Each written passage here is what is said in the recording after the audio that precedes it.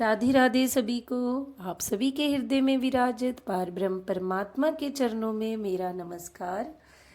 पुरुषोत्तम मास के इस पावन अवसर पर आप सभी का हार्दिक स्वागत है। आज की इस दिव्य कथा में हम सुनेंगे पुरुषोत्तम मास अध्याय 9 की अद्भुत महिमा। यह कथा हमारे जीवन में भक्ति, विश्वास और भगवान के प्रति प्रेम को बढ़ाने वाली है। तो अपने मन को शांत करके भगवान का स्मरण करते हुए कथा श्रवण करें। प्रेम से बोलिए राधे राधे। जय श्री कृष्ण।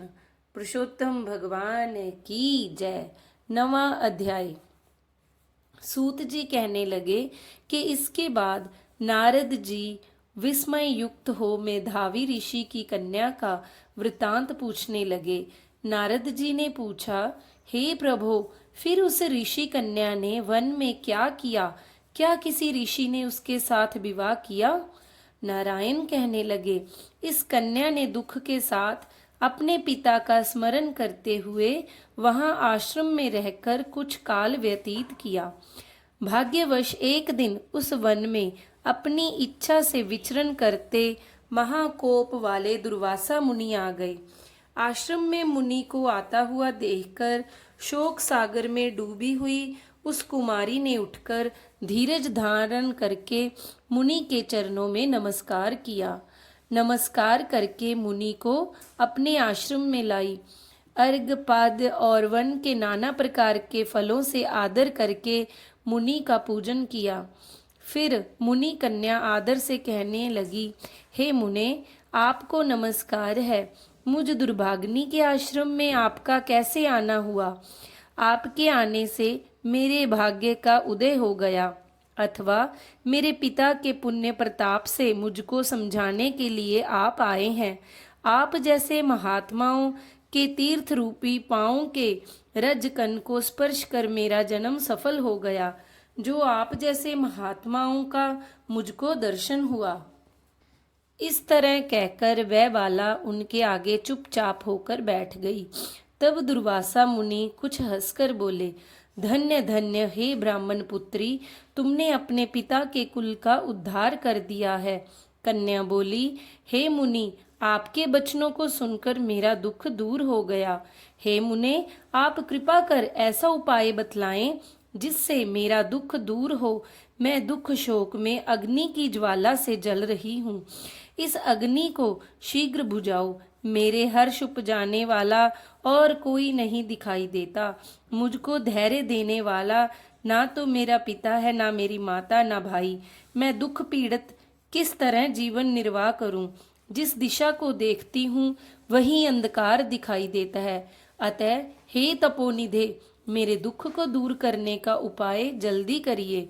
ऐसा कहकर वह बाला उनके आगे बैठ गई। दुर्वासा मुनि उसके उपाय के वास्ते सोचने लगे।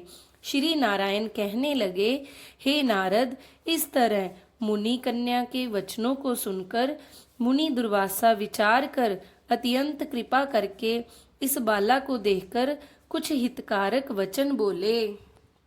तो भक्तों, यह थी दिव्य पुरुषोत्तम मास कथा का अध्याय 9वां। जो भी श्रद्धा और प्रेम से इस कथा को सुनता है, भगवान पुरुषोत्तम उसकी मनोकामनाएं पूर्ण करते हैं और जीवन में सुख शांति प्रदान करते हैं। अगर आपको यह कथा अच्छी लगी हो तो वीडियो को लाइक करें, अपने परिवार और मित्रों के साथ शेयर करें और चैनल को सब्सक्राइब करें। और साथ ही साथ इस पावन पुरुषोत्तम मास में नाम जप करते रहें। क्यों नाम जप करना जरूरी है?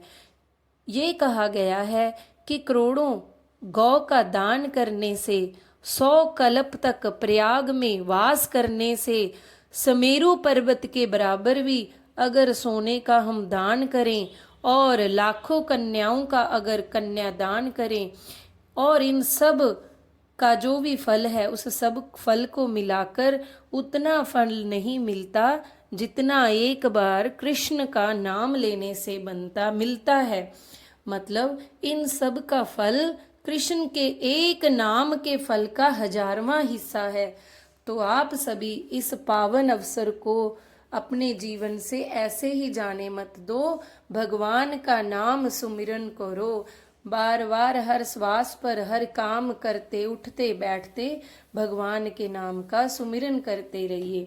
आइए अंत में कुछ समय भगवान नाम का सिमरन करते हैं। हरे राम राम राम हरे हरे, हरे कृष्ण कृष्ण कृष्ण हरे हरे, हरे राम राम राम हरे हरे, हरे कृष्ण कृष्ण कृष्ण हरे हरे, हरे राम राम राम हरे हरे, हरे कृष्ण कृष्ण कृष्ण हरे हरे, हरे राम राम राम हरे हरे, हरे कृष्ण कृष्ण कृष्ण हरे हरे।